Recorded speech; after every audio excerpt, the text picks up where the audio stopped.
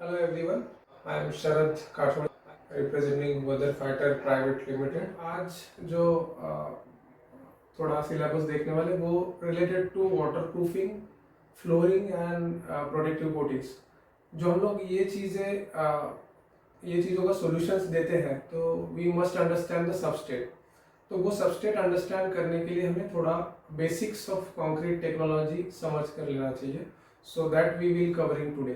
Concrete जो है, that word means to grow together. It is derived from the Latin word concur. तो इसके जो एलिमेंट्स है वो है वाटर, सीमेंट एंड एग्रीगेट। तो फर्स्ट हम लोग इसमें से देखेंगे cement. If we go back, पहले लाइम यूज किया जाता था, जिप्सम यूज किया जाता था।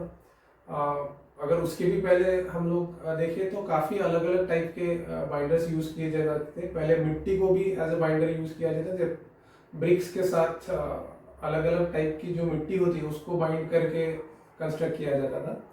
But today as the technology has grown, अभी सीमेंट्स यूज करते हैं। हाइड्रोलिक, नॉन हाइड्रोलिक, ये भी सीमेंट का पार्ट है। हाइड्रोलिक मीन्स जो पानी के बाहर स्ट्रेंथ देते हैं, but in unhydraulic means, non hydraulic means जो पानी के अंदर बाइंड वो कर लेंगे बट पानी के अंदर कभी स्ट्रेंथ नहीं दे पाएंगे। That is hydraulic and non hydraulic cement. तो that is all about cement. And water is another part of concrete. तो वाटर में हम लोग बेसिकली पीएच को देखते हैं जब वाटर यूज किया जाता है कंक्रीट में। तो pH should be between 6 to 8। तो 6 to 8 मीन्स 6 के नीचे होना नहीं चाहिए और 8 के ऊपर नहीं होना चाहिए। That is a standard of water which has to be use in concrete. Purity of water, अभी इसमें हम लोग ऑर्गेनिक और केमिकल कंपोजिशंस होते हैं। केमिकल्स में जिन, आयरन, काफ़ी टिन वगैरह, ये सारे केमिकल कंपोजिशंस मिक्स होते हैं वाटर में। तो ये केमिकल्स जो है, जो हार्मफुल केमिकल्स है, उसका इन्वॉल्वमेंट पानी में नहीं होना चाहिए, which will affect to the strength of और curing of the concrete.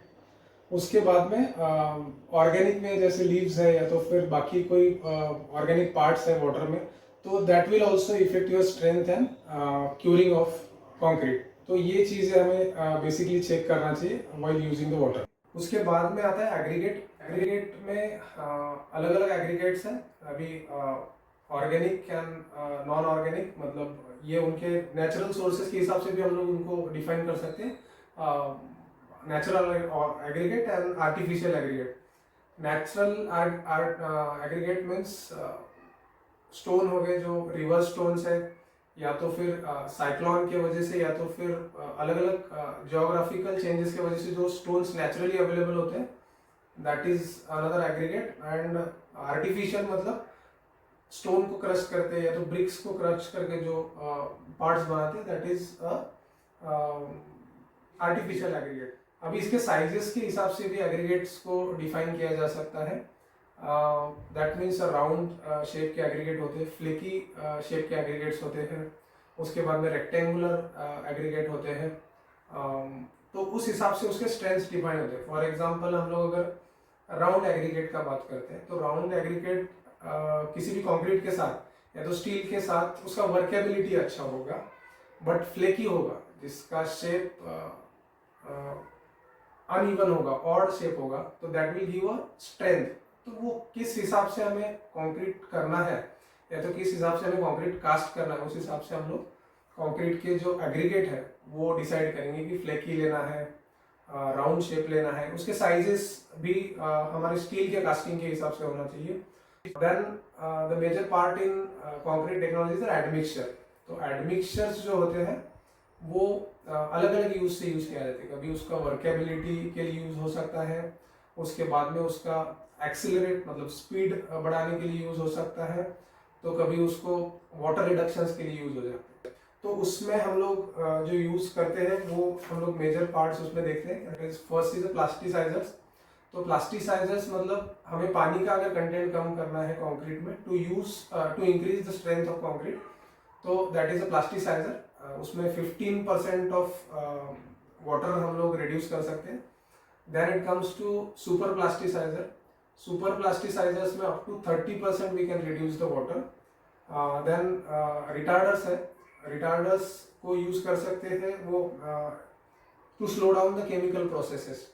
Basically accelerators का यूज जो होता है वो it should not be more than 2%। और accelerate word itself says that कि जहाँ पर आपको स्पीड गेन करना है, फास्ट क्यूरिंग करना है अंडर टेम्परेचर वेरिएशंस, तो वहाँ पर एक्सीलेटर्स यूज करते हैं।